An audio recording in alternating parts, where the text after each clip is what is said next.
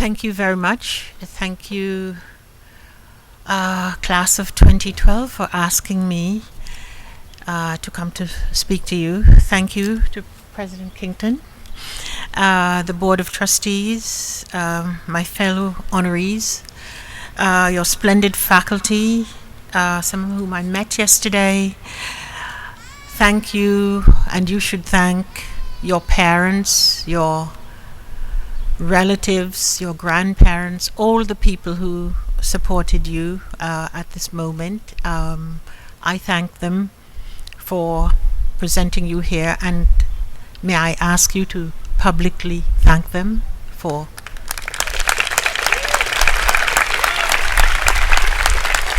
this extraordinary thing. And congratulations on this wonderful moment in your life. I'm a bit nervous to be addressing people at this moment in your life, because in a few minutes, really, some words will be uttered to you and they will transform you into something else. You'll no longer be students. You will be grown-up people in the world, responsible, we hope, for yourselves. And so it's a great honor to talk to you, to say a few words to you. People who do this know how to draw you into something. I don't really know how to do that, but I know how to write something and to read it to you. And so this is how I would like to address you.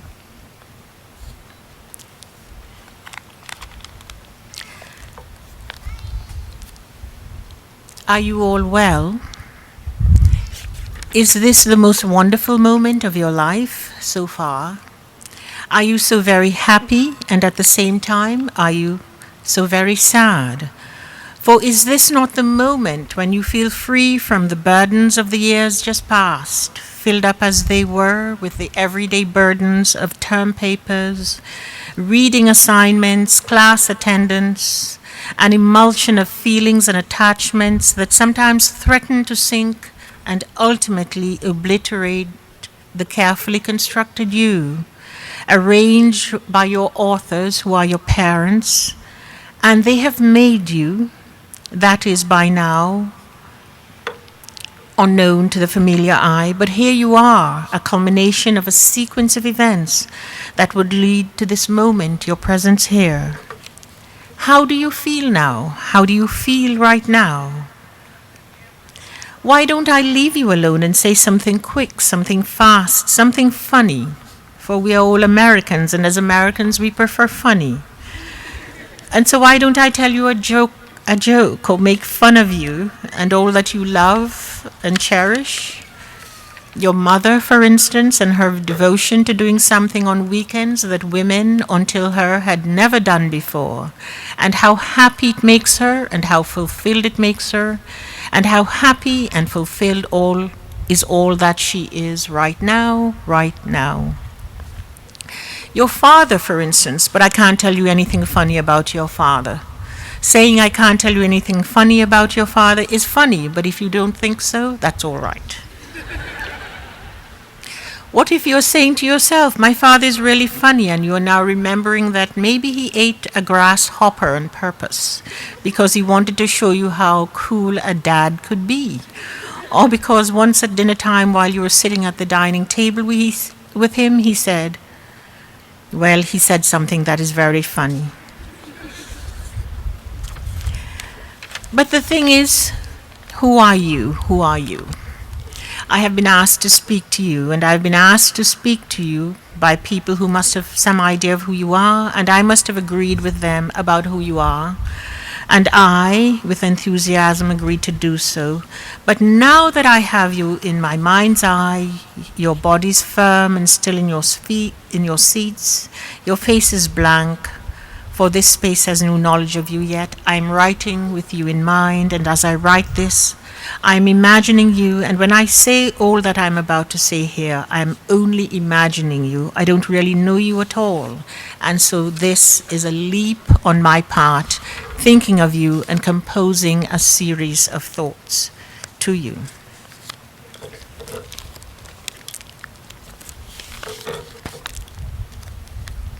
Excuse me.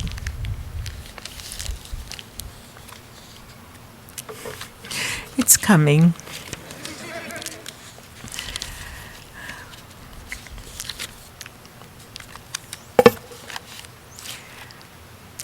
I have, I'm sorry. I have singled out one of them, one of those thoughts. It is a thought, one I have examined for a very long time now, since I was 7 years of age, in fact, and it is this. You must bite the hand that feeds you. You are perhaps always told the opposite of this. The opposite of this is often said to you, do not bite the hand that feeds you. But from time to time, I tell you, you must. When I was 7 years of age,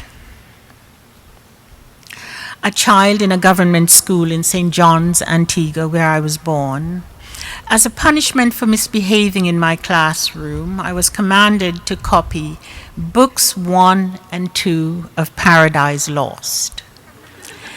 The assignment itself was a source of great shame to me, for to be made to copy anything we considered far worse than being beaten. At the time, I did not understand the meaning of that. A beating is something shrugged off. A beating by the person who can administer it is accepted by the person who is receiving it. It is part of the arrangement of the social world that we lived in. For both the administrator of the beating and the recipient of the beating know that the chances of a reversal for beater and the beaten is more than great.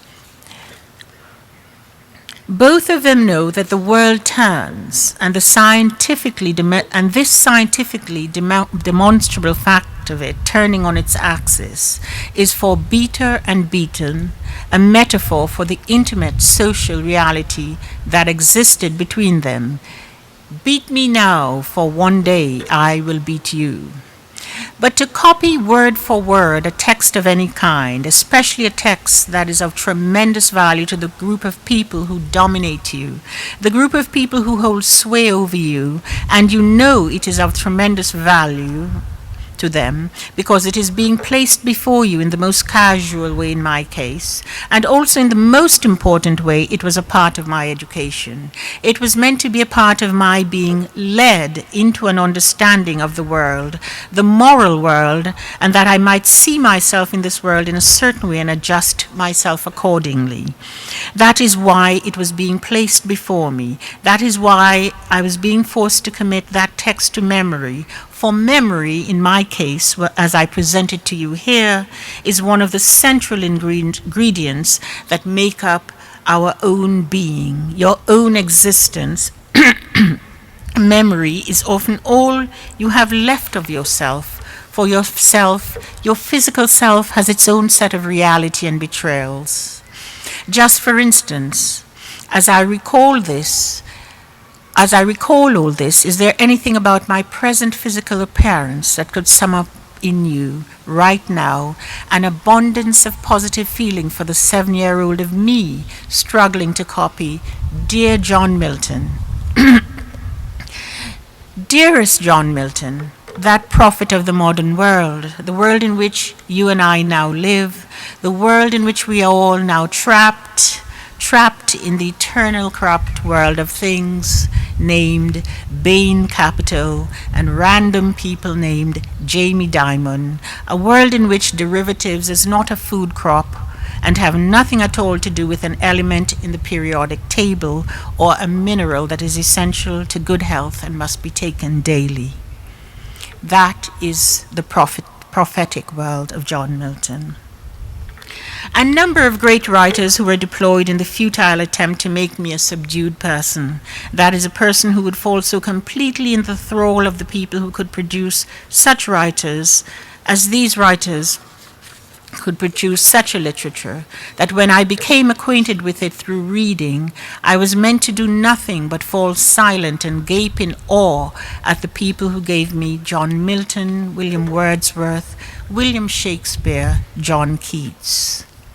This world of words made into realms of the imagination was more interesting and profound to me, and had more power to impress me than a gun, though in truth a gun pointed at me by the people who wished to subdue me was no longer necessary. These words were enough. Not only would I never know anyone who could produce anything equal to it, I myself must not even consider making an effort to match it.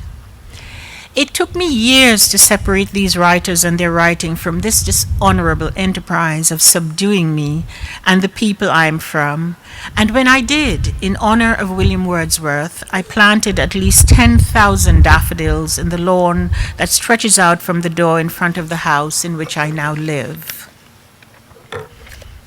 Milton, that is, books 1 and 2 of Paradise Lost, I have had no reason to redeem, for it immediately became part of my internal pondering, my plotting of who I might be, how I might respond to the world if I ever got a chance to meet it. Part of the way I came to see the world, part of the way I came to see and understand my everyday.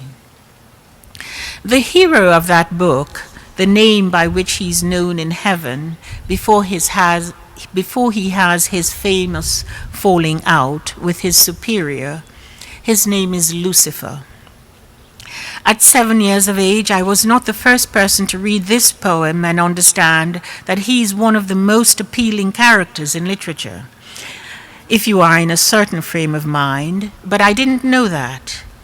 Years later, I wrote a book about a young woman who felt cast out of a paradise made up of love and devotion into a world devoid of any familiar emotional contour, a world so new and beyond her imagining, and I named her Lucy with that character in mind, that character who, in his earlier luminescence, I must have determined right then at 7 years of age that his rebellion was justified.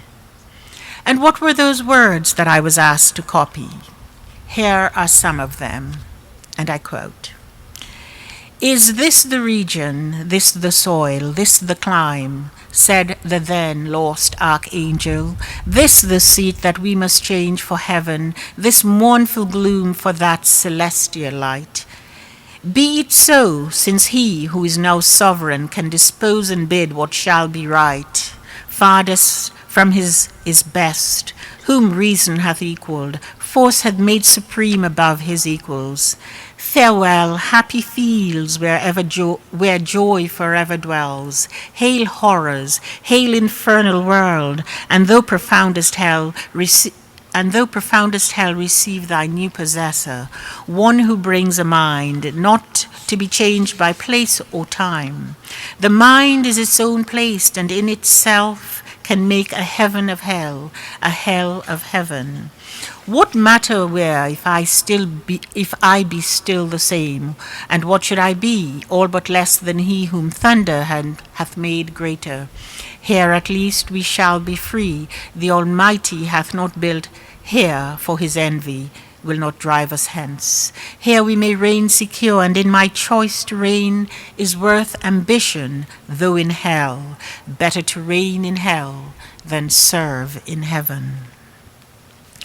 I was 7, and I copied those words faithfully by lamplight, for we had no electric lights in my house, and so I did not have a bed and a bedside table with a lamp to illuminate my own book of Milton's work. I copied those words of his, but I remember nothing of them so much as I remember that fallen figure, defiant in his defeat, proud, plotting, justifying to himself his lowliness relative to his former grand social stature. He had been a prince in that realm. He is lying prone on the ground in lands unfamiliar to even the creator of these lands. That I identified with Lucifer, the early light is the meaning of his name, is no longer a mystery to me, though it is in reality preposterous and truly self-aggrandizing and ridiculous and everything dismissive to be thrown onto it. But my 7-year-old self did not know it would be held accountable for such an assertion. I identified with him all the same. His name is Lucifer. That is his name in heaven. That is his name when he is good and obedient, and I assume enjoying the life that has been provided for him in paradise. He is a favorite. He is the light in the morning sky. How great is that? To be the first thing beholden by the world as it opens its eyes. And yet paradise is a strange thing. Its completeness has all the iron bands of a prison. It has its own tyrant, and that tyrant has a set of tyrannical ways. And in time, it really does become better to rule in a hell of your own making than to serve in a heaven made by someone else. That I was sensitive to the presence of Lucifer and his problem with paradise had a precedent, and it is this. I could read very well by the time I was 3.5 years of age. My mother, my tyrant if you like, had taught me to do so. She was a great reader, and she read for the sheer pleasure of it, which was very unusual for a woman in her situation. She lived in a world of lack, of most everything that would allow for leisure. When I now think about this process of my learning to read, I associate it with pleasure, magic, a sorcerer's alchemy, for I can see the alphabet itself as a series of decorative images on a blank space, not something to be arranged into words. The words themselves leapt up to me, leapt up to my lips and my eyes. I knew them, those words, and they knew me. My mother had taught me to read because I interrupted her reading, because I interrupted her own devotion to reading, and she reasoned that if I could read, I would do so and leave her alone to continue with her own reading. That calculation of hers worked far better than she could have imagined, for it is so that the tyrant's imagination can only imagine itself. At the age of 3.5 years, I was sent to school. Then a child could only go to school at 5 years, but at that time, my being 3.5 years, I became more of a bother to my mother as a reader than when I could not read, and so she sent me to school. I can remember her saying to me, "When they ask you how old you are, say you are 5. We rehearsed this, say you are 5, many times. When I got to school, I did as I was told. I said, I am 5. But the books presented to us then, me the fictive 5, the others the real 5, was so easy for me to read that I mastered it immediately, and the teacher was so amazed that she made me her favorite student. The other children hated me, and for this, they threw me into the tub full of what you would expect a tub to be full of in a latrine. I remember that, but not in the way I remember this. The book we were being taught to read from was about a man who was a farmer, for he lived on a farm, and his name was Mr. Joe. He had a cat named Miss Tibbs. He had a dog named Mr. Dan. He had a cow, and that cow must have had a calf, because surely there would have been milking, but I don't remember that. He had a hen, and her name was Mother Hen, and she had 12 chicks. 11 of her chicks were yellow, fluffy, adorable chicks, and they made chick gestures, all involving staying close to her protective wings and heeding her clucking sounds to stay within the boundaries of her protective wings. They had no names. They were only known as the chicks. The 12th chick was named Percy, and he was bigger than the other 11, and all his feathers were black. Percy was a great source of worry to his mother, Mother Hen. He was always doing something that caused disruption in the everyday workings of the farm. As I remember it, he was an irritation to the calm life of Miss Tibbs the cat and Mr. Dan the dog. And Mr. Joe, too, the farmer, worried about him. The farm had a fence that was a height that I now imagine could accommodate Mr. Joe leaning on it thoughtfully and reflecting on the totality of the day's labor on the farm and regarding all his endeavors and accomplishments with satisfaction. In any case, Percy was warned again and again not to attempt to fly up and sit on the top of the fence. Many times he was told not to do this, and he was told not to do this many times because he always wanted to do this, fly up and sit on the top bar of the fence. All of his attempts failed, except once.